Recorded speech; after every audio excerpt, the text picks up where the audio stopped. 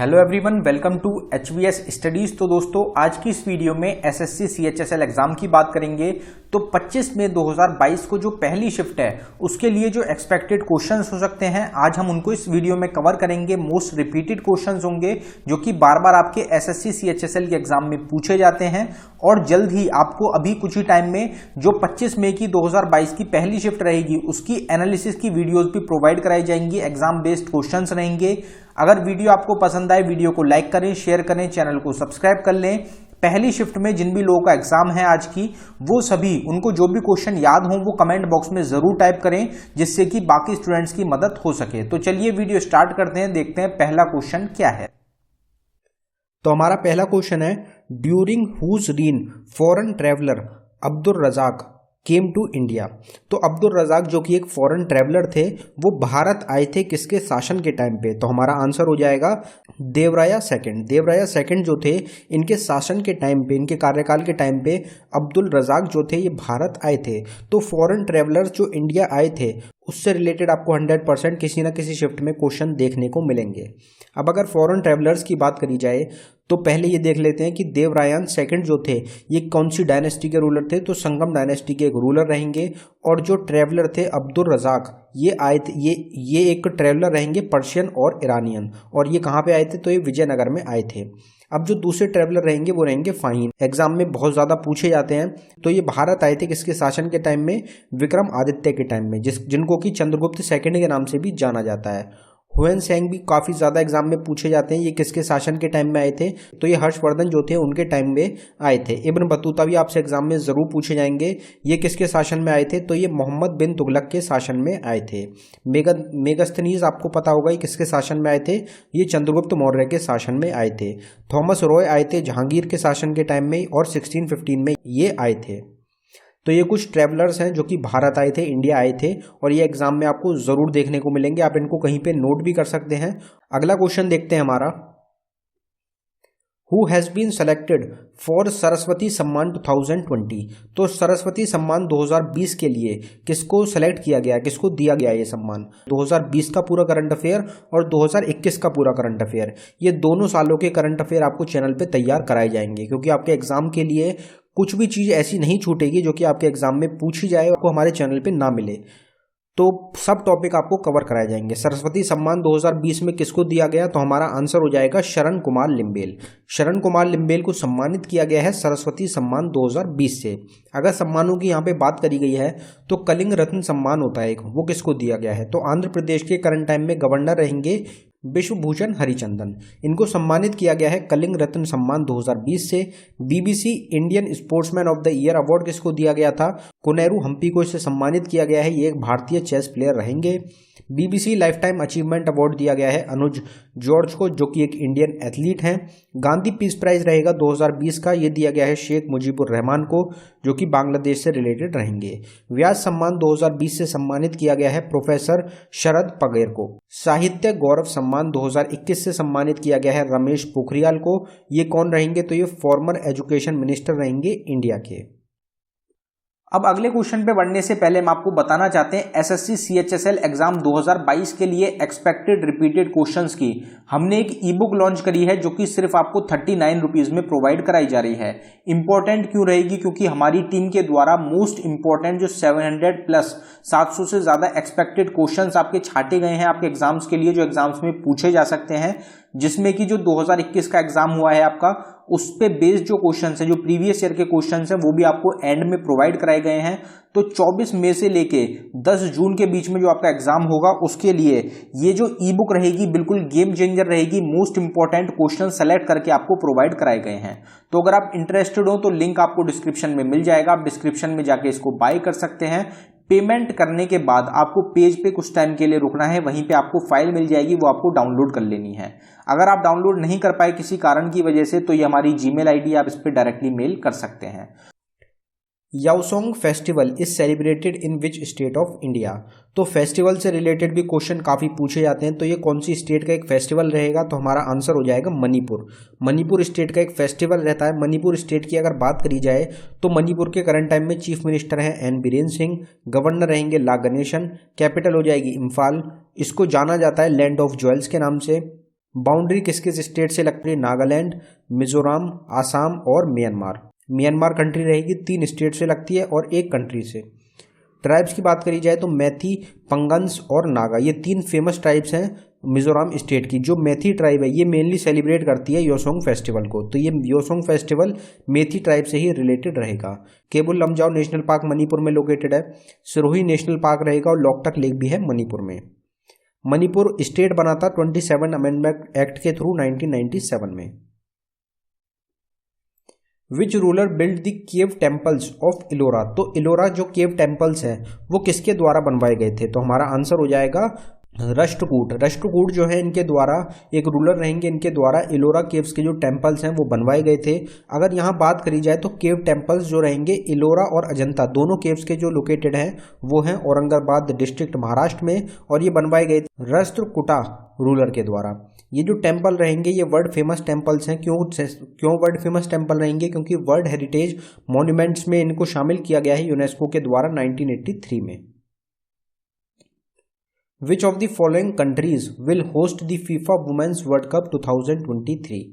तो upcoming sports tournament का एक टॉपिक क्वेश्चन हो जाएगा ये। फीफा वुमेन्स वर्ल्ड कप होगा 2023 में, कौन सी कंट्री होस्ट करेगी? तो हमारा आंसर हो जाएगा both B and C.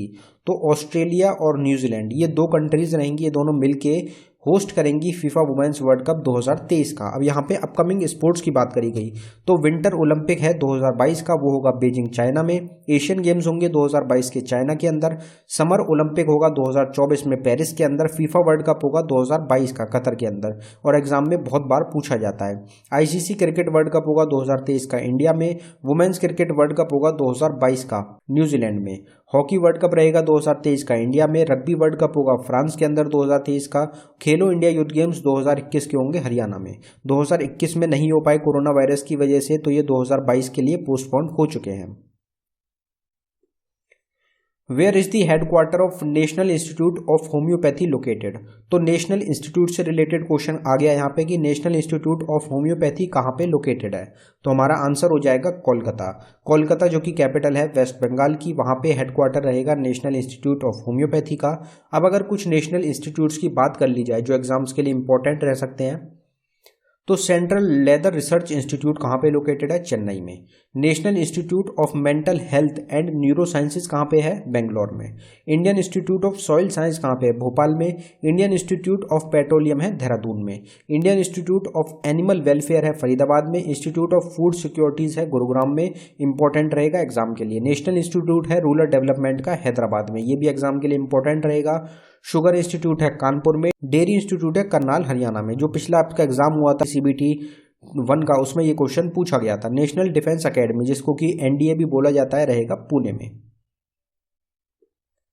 Where is Shaheed Ashfaq Ulla Khan zoological park located? तो शहीद अशफाक उल्ला जूलॉजिकल पार्क जो है ये कहाँ पे लोकेटेड है? तो हमारा आंसर हो जाएगा Gorakhpur.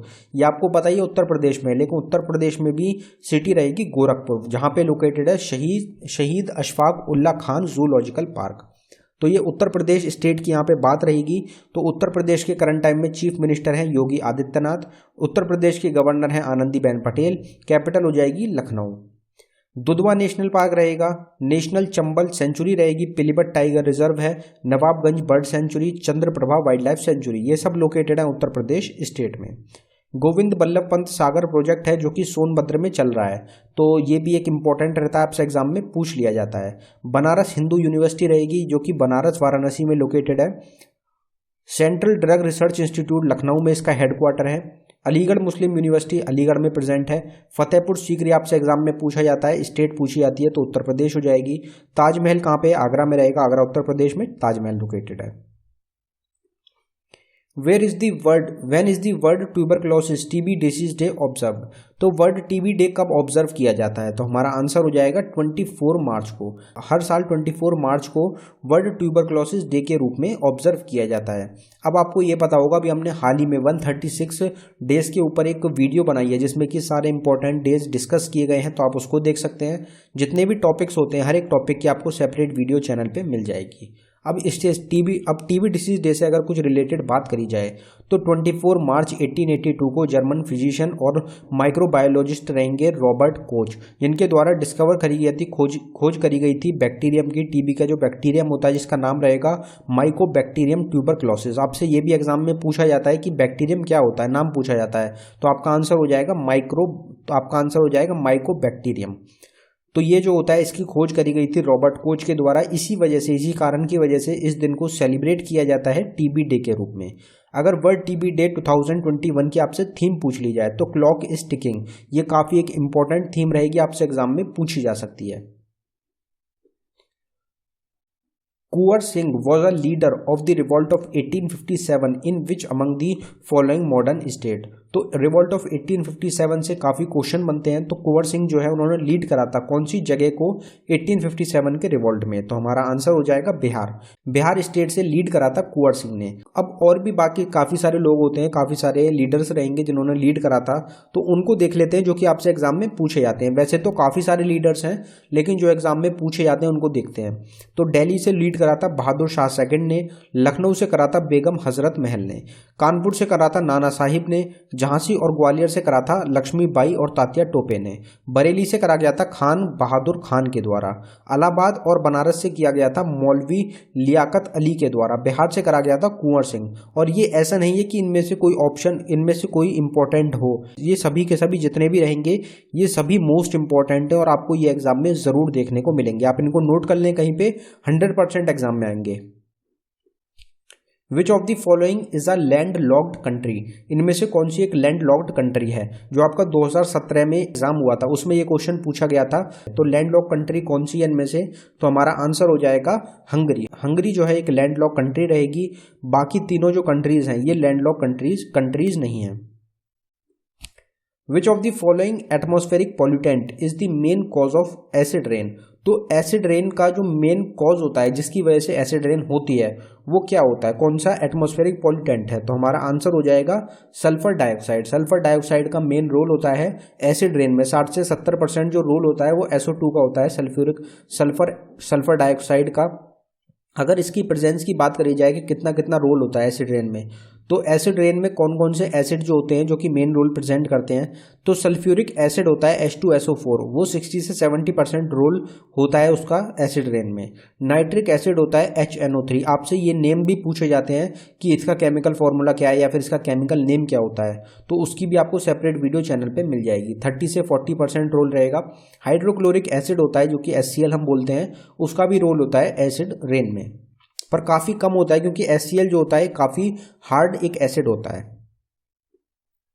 Which one of the following is not correctly matched, इनमें से कौन सा ऑप्शन है जो कि गलत है, तो हमारा आंसर हो जाएगा डचीगम नेशनल पार्क आंध्र प्रदेश में नहीं है।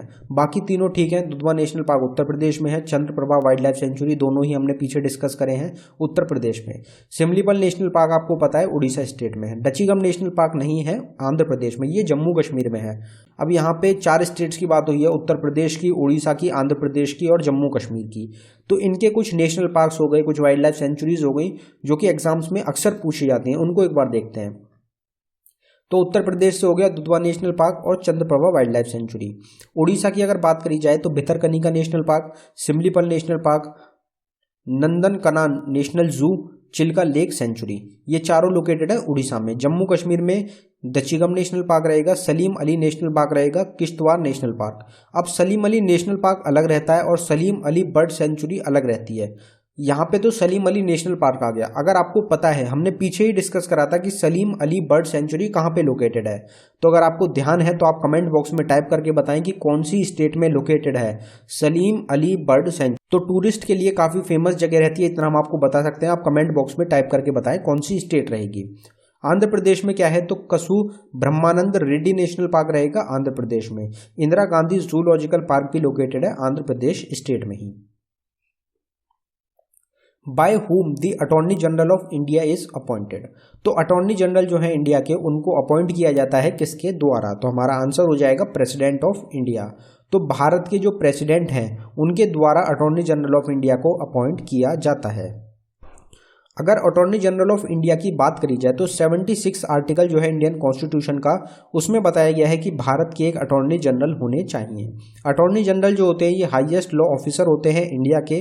करंट टाइम में अटॉर्नी जनरल कौन है, तो के वेणुगोपाल रहेंगे। पहले अटॉर्नी जनरल कौन थे, तो एमसी सेटलवर्ड रहेंगे। Mount Merapi volcano is in which country, तो माउंट मेरपी वोल्केनो जो है ये कौन सी कंट्री में है, तो हमारा आंसर हो जाएगा इंडोनेशिया। इंडोनेशिया जो कंट्री है उसमें लोकेटेड है mount Merapi volcano.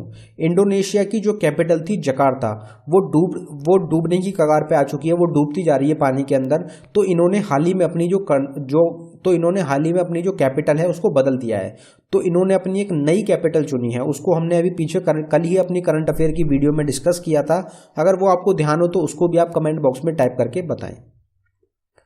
Which countries student got मुक्ति Jodha scholarship from Indian government, कौन सी कंट्री के स्टूडेंट्स हैं जिनको की मुक्ति जोधा स्कॉलरशिप दी गई है इंडियन गवर्नमेंट के द्वारा, तो हमारा आंसर हो जाएगा बांग्लादेश। बांग्लादेश जो कंट्री रहेगी उनको दी गई है मुक्ति जोधा स्कॉलरशिप। अगर इस स्कॉलरशिप की बात करी जाए तो इंडियन गवर्नमेंट ने जो वहाँ के स्टूडेंट्स हैं उनको मुक्ति जोधा स्कॉलरशिप दी है, जिसके द्वारा जो उनकी पढ़ाई लिखाई है उससे रिलेटेड एक स्कॉलरशिप रहेगी, कुछ पैसे होंगे जो कि उनको प्रोवाइड कराए जाएंगे। यहाँ पे बात हुई है बांग्लादेश की, तो बांग्लादेश की कैपिटल है ढाका, बांग्लादेश की करेंसी है टाका, शेख हसीना प्राइम मिनिस्टर हैं, अब्दुल हमीद रहेंगे प्रेसिडेंट। इंडिया जो है सबसे लंबी बॉर्डर अपना शेयर करता है बांग्लादेश के साथ। इंडिया की जो स्टेट जो शेयर करती है बांग्लादेश के साथ अपनी बाउंड्री, वो रहेंगी आसाम, वेस्ट बंगाल, मिजोरम, मेघालय, त्रिपुरा। तो ये 5 स्टेट्स हैं जिनके साथ बाउंड्री शेयर होती है बांग्लादेश के साथ इंडिया की। 16 दिसंबर को इंडिया के द्वारा इंडिपेंडेंट किया गया था बांग्लादेश को पाकिस्तान से इंडिया ने 1972 के युद्ध के द्वारा 16 दिसंबर को अलग कर दिया था। बांग्लादेश एक अलग कंट्री बना दी गई थी। India's biggest floating solar power plant to come up in which state, तो इंडिया का सबसे बड़ा जो फ्लोटिंग सोलर पावर प्लांट लाया गया है, लॉन्च किया गया है, वो कौन सी स्टेट में रहेगा, तो हमारा आंसर हो जाएगा तेलंगाना। तेलंगाना स्टेट में इंडिया का सबसे बड़ा फ्लोटिंग सोलर पावर प्लांट रहेगा। Which one of the following was the war that marked the beginning of British dominance in India? तो ब्रिटिश की जो डोमिनेंस है, ब्रिटिश की जो पावर थी, जो उनकी एक पहुंच स्टार्ट करी गई थी इंडिया में, तो वो कौन सा युद्ध रहेगा जिसके द्वारा उनकी जो पावर थी वो बढ़ गई थी उस युद्ध के बाद, तो हमारा आंसर हो जाएगा बैटल ऑफ प्लासी। तो बैटल ऑफ प्लासी से जो ब्रिटिशर्स थे उनका जो शासन था वो स्टार्ट हो गया था, उनकी पावर काफ़ी बढ़ गई थी, तो बैटल ऑफ प्लासी जो रहेगा ये इससे रिलेटेड रहेगा। यहाँ पे 3 बैटल्स की बात करी गई है, बैटल ऑफ प्लासी की, बैटल ऑफ बक्सर की और थर्ड बैटल ऑफ मैसूर की। अगर इन तीनों बैटल्स की बात करी जाए तो इनके ईयर और किस किस के बीच में लड़ी गई थी ये आप ध्यान रख सकते हैं। बैटल ऑफ प्लासी लड़ी गई थी 1757 में नवाब ऑफ बंगाल और ब्रिटिशर्स के द्वारा। बैटल ऑफ बक्सर को लड़ा गया था 1764 में नवाब ऑफ अवध, मुगल एम्पायर, मीर कासिम और ब्रिटिशर्स के बीच में। और ये जो बैटल रहेगी ये भी ब्रिटिशर्स को बनाने के लिए, उनकी नींव के लिए काफ़ी इंपॉर्टेंट एक लड़ाई थी, क्योंकि इसमें ब्रिटिशर्स ने अकेले अपने दम पे नवाब ऑफ अवध, मुगल एम्पायर को और मीर कासिम तीनों को हरा दिया था। थर्ड एंग्लो मैसूर वॉर हुआ था जो कि लड़ा गया था 1790 से 92 के बीच में, जिसमें टीपू सुल्तान को ब्रिटिशर्स के द्वारा हरा दिया गया था। और ये आपसे पूछा जाता है एग्जाम में कि टीपू सुल्तान कौन से वॉर में हारे थे, तो वो थर्ड एंग्लो मैसूर वॉर रहता है। उनकी डेथ हुई थी फोर्थ एंग्लो मैसूर वॉर में। ब्रिटिशर्स का फाउंडर आपसे पूछा जाता है कि ब्रिटिश एम्पायर के फाउंडर कौन है, तो वो रहेंगे Lord Robert Clive. Lord Robert Clive जो हैं ये जो 1757 में बैटल ऑफ प्लासी का युद्ध हुआ था, इसमें ब्रिटिशर्स को लीड करा था लॉर्ड रॉबर्ट क्लिव ने, इसीलिए इनको फाउंडर कहा जाता है ब्रिटिश एम्पायर का इंडिया में। After India got independence which Congress leader said that Congress should be abolished, तो कांग्रेस जो एक पार्टी रहेगी जो कि अभी भी आप जानते हैं इंडियन नेशनल कांग्रेस के नाम से, उसको खत्म करने के लिए उसको खत्म करने के लिए किस कांग्रेस के लीडर ने कहा था, तो हमारा आंसर हो जाएगा महात्मा गांधी। इंडिपेंडेंस जब हुआ था इंडिया का, इंडिया इंडिपेंडेंट हो गया था, उसके बाद महात्मा गांधी के द्वारा कहा गया था कि कांग्रेस को खत्म कर देना चाहिए। और कांग्रेस जो होगा इसकी इस्टेब्लिशमेंट हुई थी 1885 में A.O. ह्यूम के द्वारा। उमेश चंद्र बनर्जी इसके पहले प्रेसिडेंट रहे थे। महात्मा गांधी भी इसके प्रेसिडेंट रह चुके हैं 1924 में, जो कि आपसे एग्जाम में जरूर पूछे जाते हैं। Which movement started by Mahatma Gandhi is called first civil disobedience movement. तो फर्स्ट जो पहला सिविल डिसओबीडियंस मूवमेंट था महात्मा गांधी के द्वारा वो कब किया गया था? तो 1917 रहेगा, क्योंकि 1915 में तो महात्मा गांधी साउथ अफ्रीका से भारत वापस आए थे। तो 1917 में कौन सा हुआ था? चंपारण सत्याग्रह हुआ था। तो चंपारण मूवमेंट ही रहेगा पहला civil disobedience movement Mahatma Gandhi का। Where was the final of the Syed Mushtaq Ali trophy 2020-21 held? तो सैयद मुश्ताक अली ट्रॉफी जो हुई है 2021 की, उसका फाइनल कहाँ पे हुआ था? तो हमारा आंसर हो जाएगा अहमदाबाद में फाइनल हुआ था सैयद मुश्ताक अली ट्रॉफी का। इंपॉर्टेंट ट्रॉफी रहती है, किसके द्वारा जीती गई थी वो हम डिटेल्स देख लेते हैं पहले एक बार। ये जो हुआ है ये हुआ है सरदार वल्लभ भाई पटेल स्टेडियम है अहमदाबाद में, जिसका नाम बदलकर कर दिया गया है नरेंद्र मोदी स्टेडियम 24 फरवरी 2021 को। ये इंडिया का सबसे बड़ा स्टेडियम रहेगा पूरी दुनिया का, जिसकी सीटिंग कैपेसिटी है 1.32 लाख।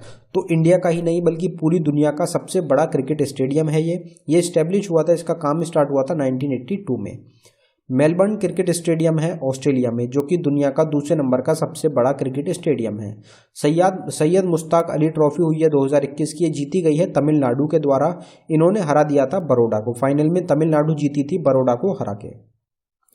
तो दोस्तों ये था हमारी वीडियो का आखिरी क्वेश्चन। अगर आपको वीडियो पसंद आई हो वीडियो को लाइक करें। अगर आपने अभी तक चैनल को सब्सक्राइब नहीं किया है तो आप चैनल को ज़रूर सब्सक्राइब कर लें। इस चैनल पे आपको सारी इंपॉर्टेंट जितने भी टॉपिक्स हो सकते हैं उन पे वीडियोस मिलेंगी। आपके रेलवे CBT2 एग्जाम के लिए, रेलवे NTPC एग्जाम के, रेलवे CBT2 एग्जाम के लिए, रेलवे ग्रुप D एग्जाम के लिए, SSC CGL CHSL जितने भी वनडे एग्जाम्स होते हैं सबके लिए बिल्कुल डिटेल तैयारी कराई जाएगी आपको इस चैनल पे। तो आप इसको सब्सक्राइब कर सकते हैं, बेल आइकन को ज़रूर दबाएं नोटिफिकेशन के लिए। और साथ ही साथ हमारी ई बुक्स रहेंगी जो कि आपको हेल्प करेंगी, बूस्ट करेंगी आपकी पढ़ाई को, तो आप उनको बाय कर सकते हैं। 2000 क्वेश्चंस की ई बुक है 99 रुपीज़ में। 69 रुपीज़ में स्टैटिक जीके की ई बुक रहेगी जनवरी से जून करंट अफेयर 2021 का 29 रुपीज़ में, और 59 रुपीज़ में जुलाई से लेकर दिसंबर करंट अफेयर रहेगा। आप चारों ई बुक्स को बाय कर सकते हैं, लिंक आपको डिस्क्रिप्शन में प्रोवाइड करा दिया गया है, वो भी आपके एग्जाम्स के लिए काफ़ी इंपॉर्टेंट रहेंगे। धन्यवाद दोस्तों।